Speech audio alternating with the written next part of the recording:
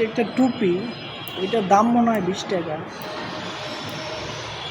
এটার দাম 20 টাকায়, কিন্তু এটা এই নিচে পড়েছিল উজুখানা, তো আমি উঠে ধুয়ে একদম ক্লিন করে ফেলছি। এখন ওই কোথাও ওই মসজিদের যেই আপনার থাকে গ্রিল, এই গ্রিলের উপরে রাইখা দিছিলাম। তো এখন সুন্দর, কেউ বলতে পারবে না যে এটা কোথায় ছিল আর কোথা থেকে আমি উঠাইছি। আলহামদুলিল্লাহ এখন একদম সুন্দর হয়ে গেছে।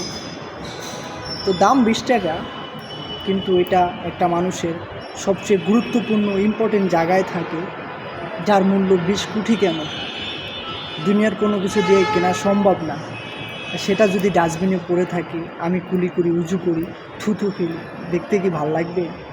এর জন্য আমি উঠে রাইখা দিলাম। জানি না কাজটা খারাপ করছি না কি ভালো করছি, কি করছি আমার জানা নাই। তবে আপনারা অবশ্যই কমেন্ট বক্সে জানাবেন যে কাজটা কি ভালো হয়েছে না খারাপ হয়েছে, এই কাজ করা উত্তম নাকি ক্ষতিকর। আল্লাহ আমাদের তার আদেশ অনুযায়ী সব কিছু করার তৌফিক দান করুক। আমিন।